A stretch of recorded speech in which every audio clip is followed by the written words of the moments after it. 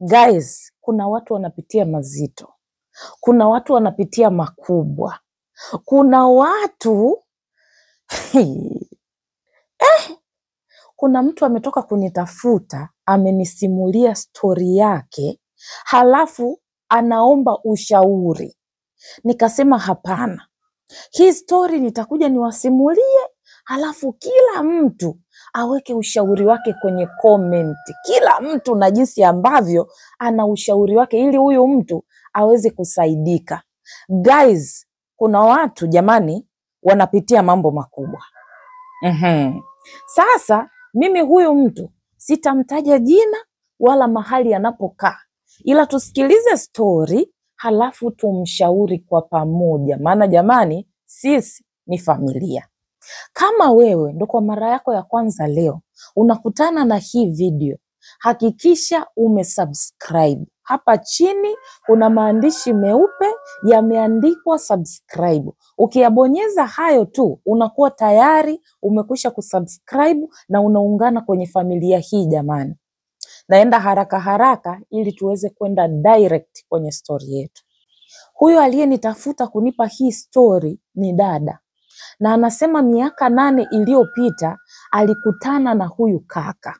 Huyu kaka alikuwa hana chochote kile, alikuwa ni mwanafunzi tu, amemaliza zake huko chuo. Kwa hiyo alikuwa hana kazi, hana chochote. Basi wakaanza mahusiano. Huyu kaka alikuwa bado yuko anaishi kwao. Kwa hiyo alipoanza mahusiano, huyu dada alikuwa yeye tayari anajitegemea na maisha yake.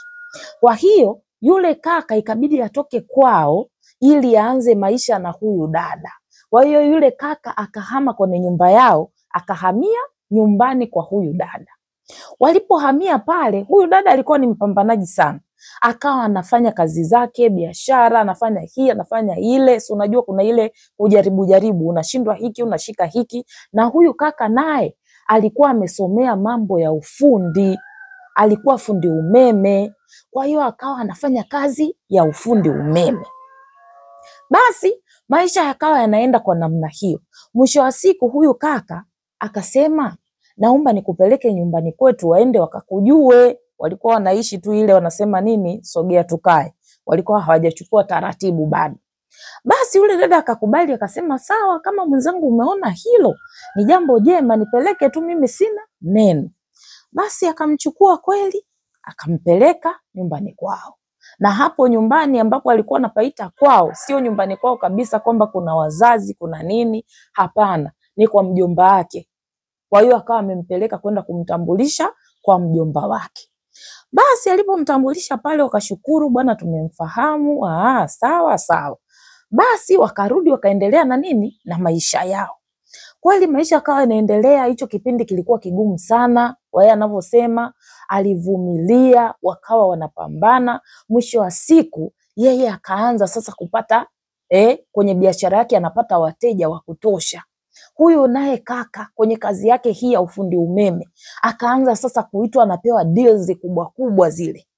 Mabosi wakaanza kumwamini. Akaanza kupata hela nyingi, anashika hela ya kutosha.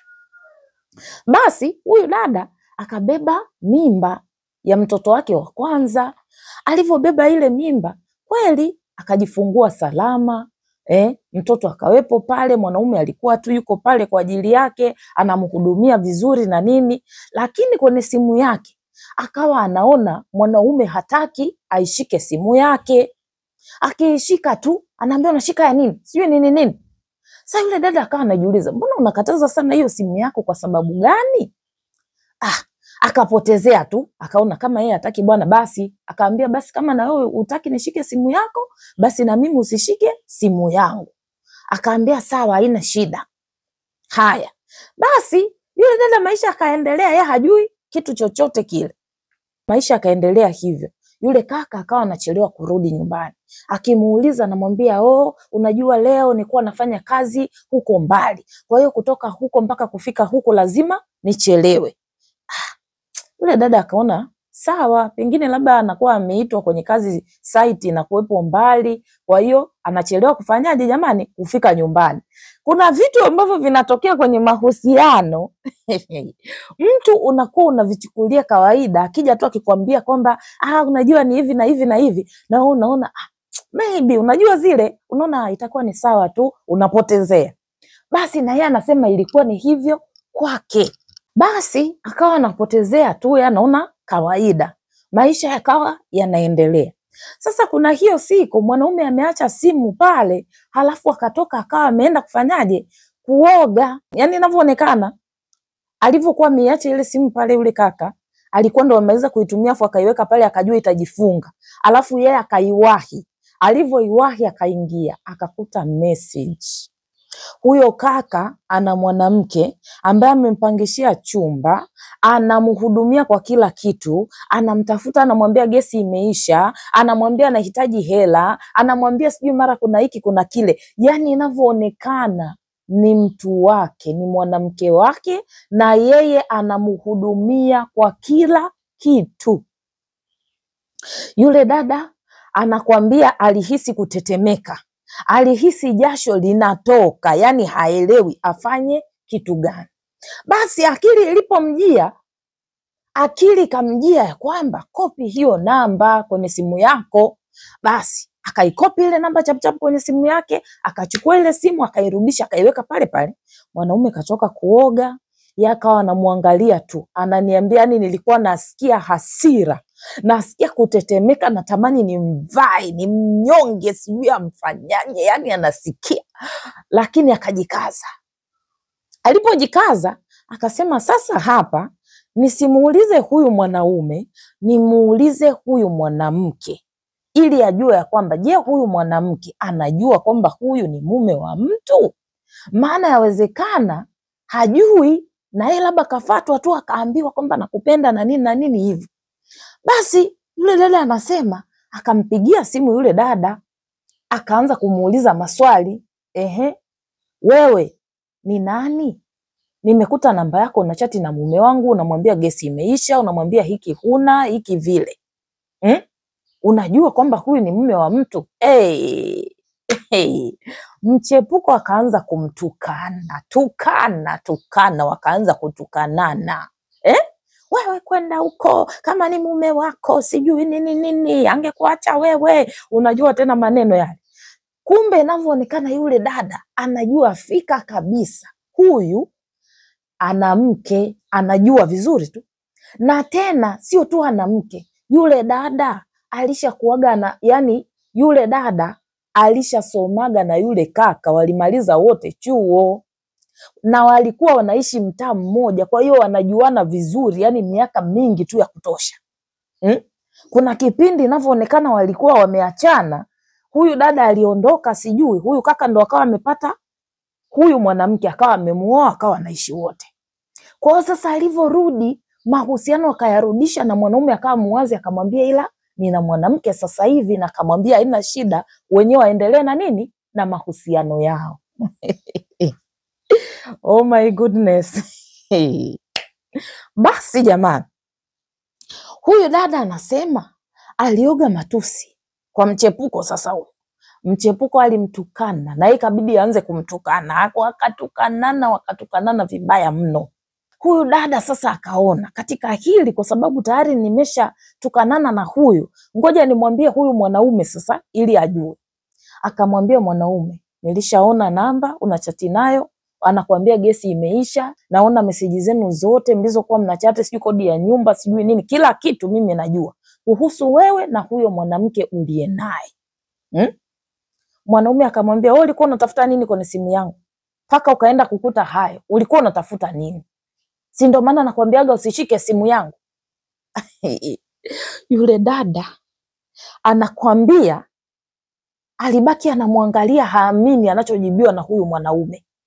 Akamwambia, unasema?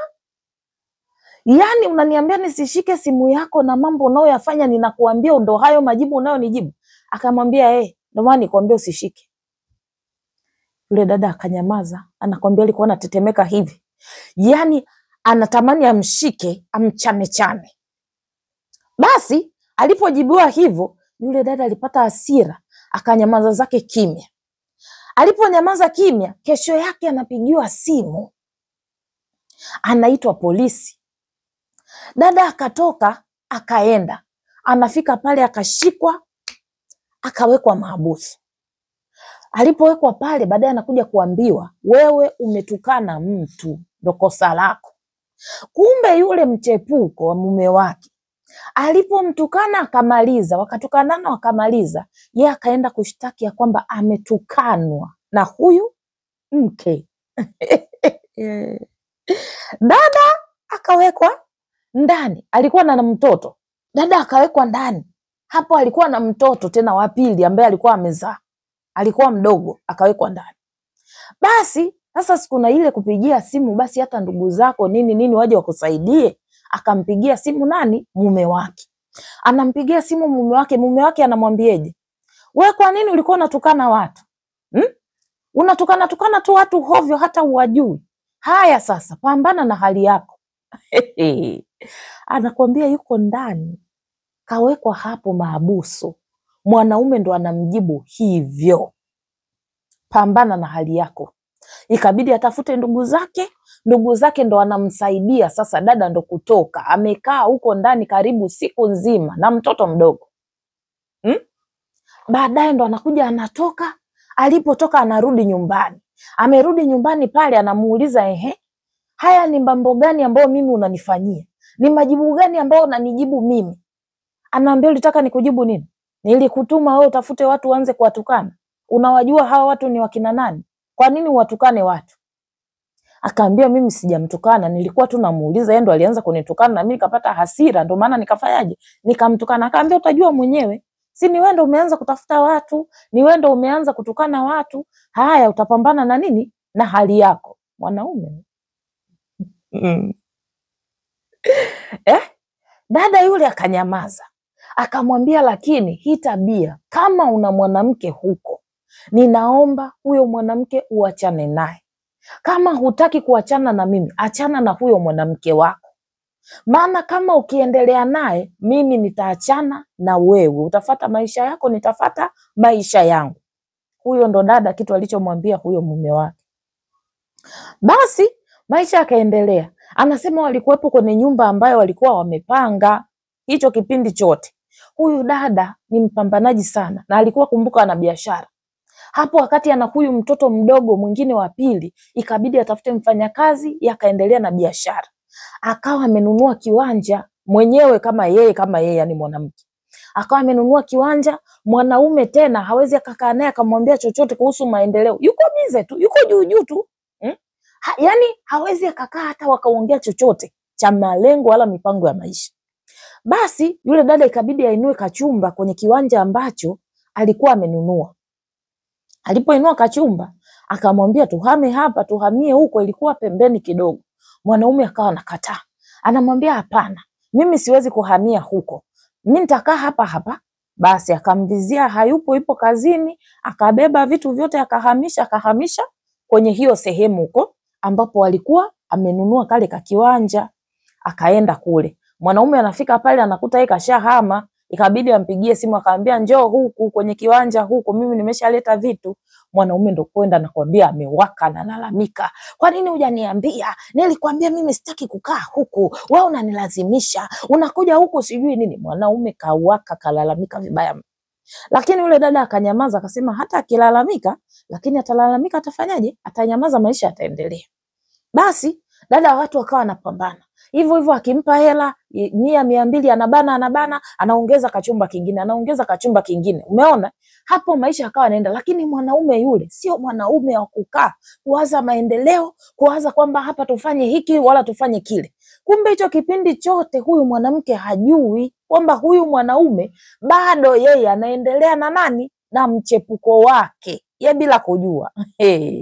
Simu ya huyo mwanaume anasema ilikuwa na password Ukiingia kwenye message password, ukiingia wapi password, kila mahali password. Kila akimuuliza kuhusu simu, wewe achana na simu yangu. Kila mtu ana simu yake. Wewe unashika simu yangu ya nini? Mimi sitaki tena yatokee kama yaliyotokea. Ulishika simu mpaka ukapelekwa huko polisi, mambo unaona yalivyokuwa. Mimi sitaki tena hayo mambo. Shika simu yako nishike simu yangu. Dada wa watu akaona, hebu ngoja nimuache huyu baba. Pengine hii simu kweli italeta nini? Matatizo kwenye ndoa yangu, kwenye maisha yetu. Acha nifanyaje? Nimuache. Akamwacha, maisha akaendelea. Bila kujua, ye kumbe na yule mchepuko wake wanaendelea vizuri tu. Vizuri tu. Sasa siku hiyo huyo dada hana A wala B. Ameingia Facebook. Kuingia Facebook anakutana na picha ya huyo dada ambaye kumbe huyo dada ndo mchepuko wa huyu baba. Ameposti picha yuko na mtoto. Na sasa ubaya, mtoto kafanana na copyright. Mtoto kafanana na copyright na huyu mwanamume wake. Kuona tu ile picha akajua kabisa moja kwa moja huyu mtoto ni mtoto wa huyu mume wake. Alishtuka. Anakwambia alilia. Yani nafsi yake moja kwa moja ilipoona tu ilimwambia bila mtu yoyote yule kumwambia. Sasa 9:10 akaingia kwenye message huko Facebook. Anakuta anakwambia ndugu wa yule mwanaume wake wamecomment pale. Mtoto wetu huyo. Yani babake copyright. Yani nakwambia hivi na hivi. Ndugu hapo, mababa wadogo, mashangazi wamejaa kwenye comment nakwambia. Kumbe pale mjinga ni yeye tu asiyojua kwamba yule mume wake tayari ana mtoto na yule mchepuko kule nje. Ni yeye peke yake, ila familia yote inajua. Lakini wamenyamaza tu, wanamwangalia tu. Sijui unaelewa? Sijui unaelewa? Anakwambia hiyo siku alisikia moto unawaka. Alijisikia kama hii dunia yote imemgeukia. Yani alitamani ardhi ipasuke aingie, lakini haikuwezekana. Anakwambia hakuna siku niliyoumia kama siku ile. Hakuna kitu kinachouma kama kukuta mume wako amezaa na mwanamke mwingine. Anakwambia iko kitu kinauma sana. Yani ni zaidi, ni bora usikia na chepuka kuliko kuona amezaa na mtu mwingine. Anakwambia jioni ikafika. Alikuwa anaona saa haziendi. Wakati ameona hicho kitu alikiona asubuhi. Wakati mwanaume kaondoka, na yeye hapo alikuwa na yeye anataka ajipange sasa. Aondoke aende wapi? Kwenye biashara zake. Akakutana na hicho kitu. Hakuenda kwenye biashara, hakufanya chochote, hakusikia njaa, hakusikia chochote. Alikaa tu ndani, akawa analia, anatetemeka, yani hajui afanye nini. Akawa anamsubiri mwanaume sasa arudi. Akafikiria akasema, nikija nikimuuliza eti huyu mtoto nimeona hii picha ni wako, atakataa. Kwa hiyo akasema ya kwamba akija nitamwambia ninajua kila kitu ya kwamba una mtoto, una nini. Yani awe kwamba yeye anajua, sio kwamba anahisi. Sijui unaelewa? Ndio hicho kitu ambacho alifikiria. Basi kweli mwanaume jioni ikafika, mwanaume huyo akarudi nyumbani. Alivyorudi nyumbani akamwambia, mimi ninajua kila kitu. Ninajua una mtoto, ninajua kila kitu kuhusu huyo mchepuko wako na umezaa naye mtoto wa kike. Na mtoto huyo anaitwa hivi na hivi, maana si alisoma zile message kule Facebook za ndugu. Mtoto wetu fulani huyo. Mwanaume akabaki mdomo wazi. Akamuuliza umejuaje? Anakwambia lile swali mwanaume alilomuuliza umejuaje, maana yake akakonfirm kwamba ni ukweli 100%. Anakwambia nguvu ziliisha, alikuwa kama anataka kuzimia, anaona kama nyota, yani haelewi. Mwanaume akamuuliza ulijuaje? Akaambia mimi najua kila kitu. Ulifikiri utanificha mpaka lini? Mwanaume akamwambia ni ukweli. Ni kweli nimezaa naye. Yule dada alimuuliza tu kitu kingine, akamwambia kwamba ni yule yule aliyenipelekaga polisi, ni yule yule tuliyetukanana au mwingine? Akamwambia ni yule yule.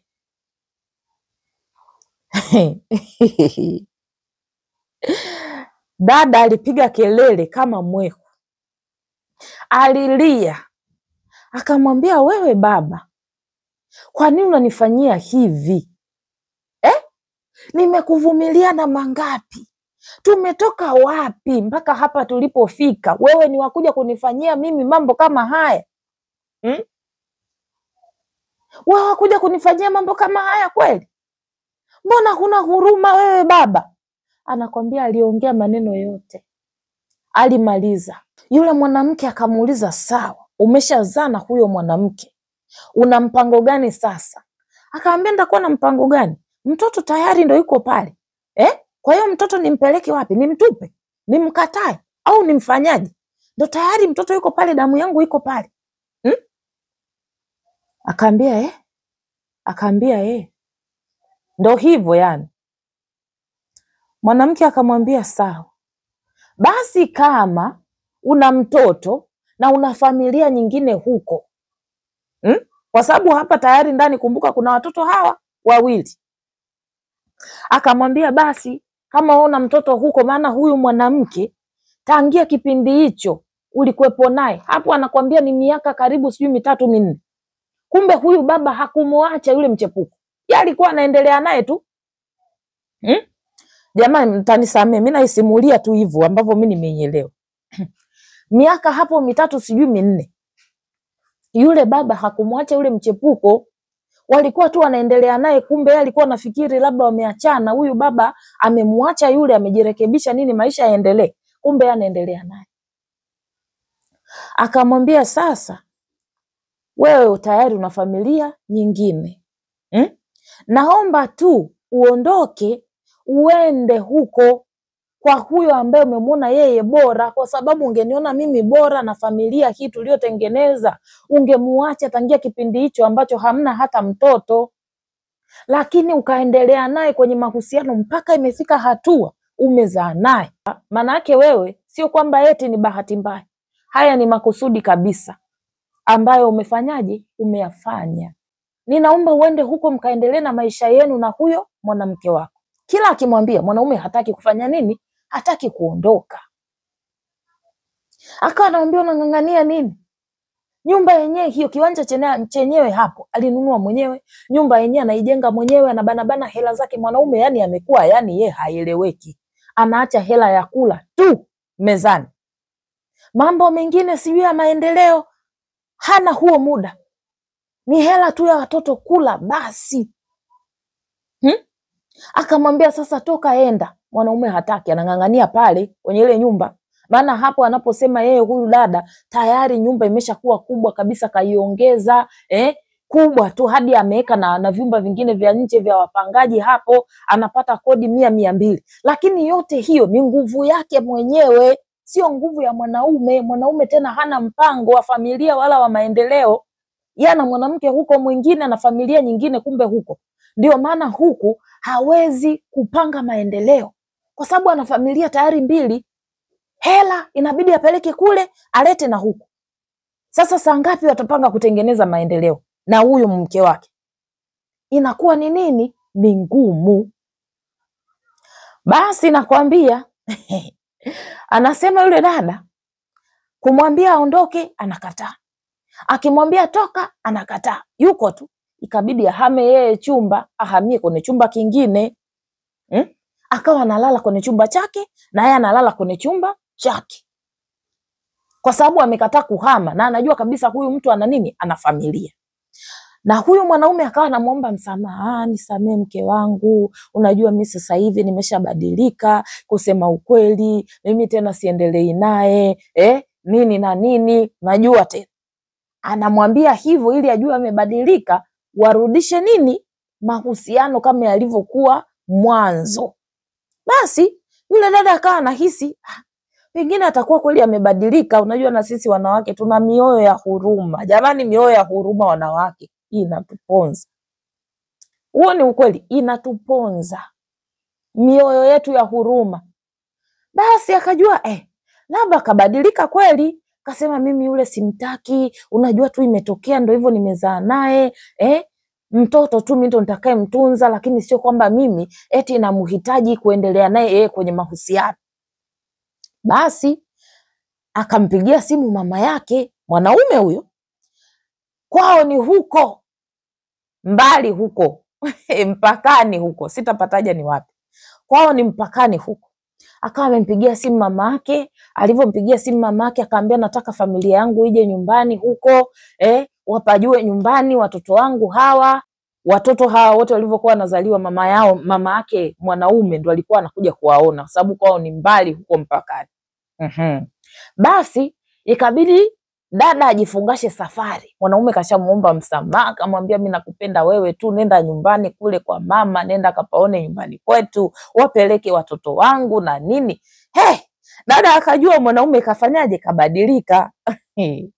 Basi dada akabeba watoto, huyo kajifungasha mpaka kwa mama mkwe, akapajue nyumbani kwa nani, kwa mwanaume. Kweli akafika pale akapajua nyumbani kwa mwanaume. Akamuona mkwe wake, akawaona ndugu walioko huko, akatembezwa kila mahali. Dada akajua mume wangu kabadilika, akaamua sasa kubadilika, tujenge nini, maisha. Basi akakaa huko, akarudi baadaye nyumbani, maisha akaendelea, furaha na amani zikafanyaje, vikaendelea. Lakini kuna katabia akawa anasema bado kilikuwepo. Kila akikaa kuongea naye maendeleo, najua sasa hivi sina hela, ngoja kwanza, yani sina hela zinakuwa nyingi sana. Huna hela? Una hela kivipi? Kila kinani, mbona kuna kazi uliniambia unaifanya, sasa hela iko wapi? Tufanye jambo fulani. Unajua bosi kanichelewesha ile hela, unajua sijui hivi, sijui vile. Yani kukaa kuna hizo mama. Kuna siku alikuwa anapita sehemu, akakutana na mpangaji wake ambaye alikuwaga amepangaga kwenye nyumba yake, yani aliyewahigi kuishi kwenye nyumba yake. Akakutana naye, alivyokutana naye yule mpangaji anamwambia, mama fulani, mbona mimi saizi namuonaga baba fulani huku, mahali ambapo nimehamia kwa sasa, anakujaga pale, kuna dada mmoja yuko pale na amezaa naye mtoto, je unajua? So unajua tena mambo ya watu watakunyima kila kitu ila sio maneno. Akasema nani? Baba fulani, namuonaga hapa mimi sehemu ambapo nimepanga kwa sasa hivi, namuonaga anakuja hapa. Ila mimi nikamuuliza yule dada ambaye anakujaga kwake, mbona huyu ana mke na mke wake alishawahi kuwa mama mwenye nyumba wangu? Yule dada ndo akasema tuko wake wawili. Akasema unajua? Sababu huyu dada yeye alikuwa anamwambia huyu, hajui kwamba anajua. Yule dada akaambia najua. Akasema basi wanakaa tu hapo tu nyumba hapo mtaa fulani. Ndo anakaa hapo kila siku, baba fulani lazima afike hapa, anakaa anapikiwa, anakula, akimaliza ndo anafanyaje, anaondoka. Yani kila siku hakosi kufika hapa. Kila siku hakosi kufika hapa, lazima afike hapa, anakaa, anakula, kimaliza ndo anaondoka, labda ndo anarudi huko nyumbani kwako. Akaambia najua. Akapotezea sasa, hakutaka yani yule dada amuonyeshe attention yoyote. Basi yeye akaondoka zake na mambo yake mengine. Amekaa kama siku mbili, anapigiwa simu, anaitwa polisi. Akashtuka, jamani, sasa tena kuna nini? Basi dada wa watu bila kujua akatoka papa akaenda. Alipofika anaitwa, anaulizwa, wewe tumekuita hapa, kuna shtaka limekuja hapa. Shtaka gani? Wewe unamtishia mtu, unataka kumuua. Kuna mtu ulipita sehemu ulikuwa unamtafuta ya kwamba unataka kumuua. Mimi? Wewe. Anakwambia alichoka. Basi akasema huyu sio bure, ni yule mwanamke, ni huyu ndo anayefanya hivi vitu, huyu ni huyu mwanamke, sio mwingine. Basi ikabidi dada awe mkweli, awaelezee wale polisi jinsi mambo yalivyo, kwamba huyu ni mchepuko wa mume wangu, ni 1 2 3. Mimi nilikutana na mtu, nilikuwa napita tu, huyo mtu akaniambia anaishi hivi 1 2, akawaelezea ile story yote. Basi wale polisi ikabidi wamwachie, wakamwambia tunafanyia nini, uchunguzi. Basi akatoka pale akarudi nyumbani, akasema sasa haya mambo yakiendelea hivi itakuwaje? Maana sasa hii ni kesi anatengenezewa, imetokea yule dada akapatwa na chochote, nani anawajibika? Si ni yeye? Anajiuliza sasa afanye nini? Mwanaume akimwambia aondoke kwenye hiyo nyumba, mwanaume hataki. Na nyumba kiwanja amenunua mwenyewe, nyumba amejenga kwa nguvu yake mwenyewe. Mwanaume hataki, na mwanaume pia hataki kumwacha mchepuko wake, na bado anaendelea naye mpaka sasa hivi. Na huyo mchepuko anamsababishia majanga huyu mwanamke kila kukicha. Ni visa, ni vitimbi. Na kitu kingine tena anasema, kabla hajaitwa polisi, huyu mwanaume, yani mume wake, alikuja akamlalamikia akasemaje, natafutwa na mtu ananitukana sana. Halafu jina la mwisho ni jina la huyu dada la ukoo wake, yani ni kama vile ni kaka yake. Ndo kwamba anamtafuta, anamtukana huyu mwanaume, wewe umekaa tu, sijui mwanaume wewe hivi na hivi, mwache dada yetu sijui nini. Kwa hiyo inavyoonekana yule mchepuko yule alienda akatafuta namba ya mtu ambaye mwisho wa jina lake inafanana na jina la huyu dada, halafu akaanza kumtukana yule mwanamume, yani mume wa yule dada, mke yani. Akaanza kutukanwa kwamba ni kaka yake na huyu mke ndo anayemtukana huyu mume. Kumbe anayofanya hayo yote ni ule mchepuko. Yani anavuruga tu, yani analeta furugu tu, yani fujo tu, yani anafanya fujo tu. Amemtukana huyo mwanaume, nakwambia amemtukana. Alafu sasa ili sasa yeye ajifanye innocent, akaenda na anakwambia na huyo mchepuko wako sijui nini, sijui tutamfanyia vile vile, yani maneno tu ya ovyo ovyo. Ionekane ni ndugu wa huyu mke ndo wanaomtafuta huyu mume, ndo wanaomtukana, ndo wanaofanyaje. Kumbe nyuma ya hayo yote yuko huyu mchepuko, anacheza hii michezo jamani. Anakwambia yule dada, sina amani na ndoa yangu, sina furaha tena, kila siku kuna jipya, anapambana na mimi kila kukicha. Akipita sehemu kosa, tayari kashenda kusema ananitafuta mimi, anataka kuniua. Sasa anajiuliza, mimi sasa nitatembea wapi? Nisitembee? Nitaishije kila siku vimbwanga? Jamani, hebu tumshauri huyu mtu afanye nini? Akimwambia mwanaume aondoke, mwanaume hataki kuondoka. Akimwambia mwanaume aachane na huyo mchepuko, hamuachi, ndo kwanza anaendelea naye. Kila anachokifanya ndo kila siku majanga ya huyo mchepuko anamletea kila siku. Amani hakuna. Anajiuliza na anatuuliza sisi kama familia, afanye nini katika haya anayopitia? Weka komenti yako, ushauri wowote ule ulionao katika hii story. Nimeisimulia, nafikiri mmeielewa. Hata kama sijaisimulia kama yeye ambavyo angesimulia, lakini mmeelewa. Wekeni ushauri wenu hapo chini jamani. Na wewe mwingine ambaye una story yako, na wewe tuko hapa jamani, tunasaidiana. Ndio maana sisi ni nini? Ni familia. Una chochote unapitia, nitafute nisimulie, tutawaambia hapa watu watupe ushauri, kila mtu atoe ushauri wake. Huwezi kujua ushauri gani utakusaidia. Mwisho wa kipindi hiki ndio mwanzo wa kipindi kingine. Kama hauja subscribe, hakikisha umesubscribe. Na kama una story, nitafute nisimulie, mimi nitaiwasilisha, sitakutaja jina, sitataja ulipo, sitataja chochote. Mimi nitasimulia nini? Story. Mimi nawapenda sana, tukutane kwenye video inayofuata. Bye bye. Nawapenda sana. Mwah, mwah.